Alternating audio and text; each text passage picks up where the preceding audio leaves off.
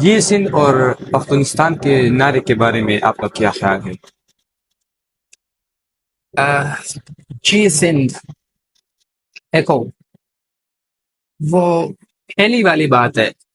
اگر جی سندھ سے مراد یہ ہے کہ سندھ کی سرزمین ترقی کرے، جی وہ خوشحال رہے.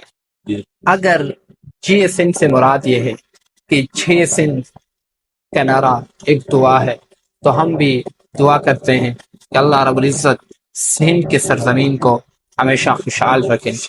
وہاں ہمیشہ پھول کھلیں، وہاں کی ہر قسم کی ترقیاں اللہ رب العزت ان لوگوں کو نصیب فرمائیں. یہ بھی ہماری دلی خواہش ہے کہ وہ ہماری مسلمان بھائی ہیں. لیکن اگر جی سندھ کا نعرہ قوم پرستی کی بنیاد پر اور اس سے عصبیت کی بدبودار بدبو آ رہی ہے، جی بالکل، اور جی سندھ کنارے کے آڑ میں آپ یہ کہنا چاہ رہے ہیں، جیسا کہ ایک تقریر اخبار میں شائع ہوا تھا کہ ایک لڑکی تقریر کر رہی تھی کہ محمد بن قاسم وہ ایک لوٹیرا تھا.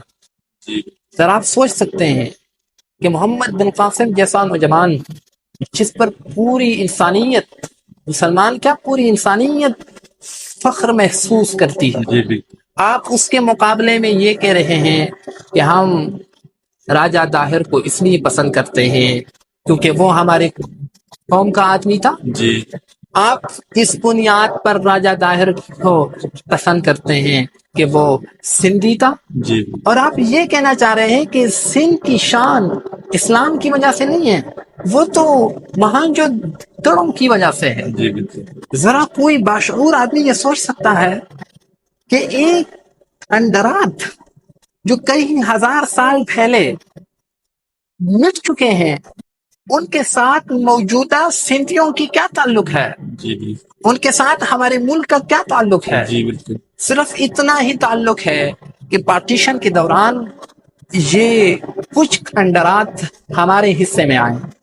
یہ ہماری قومی ثقافت نہیں ہے کہ ہم اس کو قومی ثقافت سمجھیں. جی بالکل.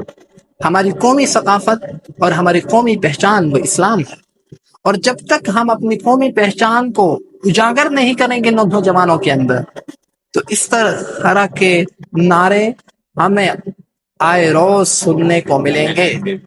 کس قدر افسوس کی بات ہے کہ آج صرف اس بنیاد پر محمد بن قاسم کو ریجیکٹ کیا جا رہا ہے کہ وہ عرب کے سرزمین سے آیا تھا، اور آپ اس کے خلاف نازیبا الفاظ کہتے ہیں. تو میں ان سے کہنا چاہتا ہوں کہ آپ کے ان الفاظ کی وجہ سے محمد بن قاسم کی شخصیت میں، ان کے کارناموں میں، ان کے جو مسلمانوں کے اوپر احسانات ہیں، ان میں ذرا برابر بھی کمی نہیں حاصل کی. آج بھی ہمارے دل میں محمد بن قاسم کی محبت ہے، اور انشاءاللہ تا قیامت رہے گی.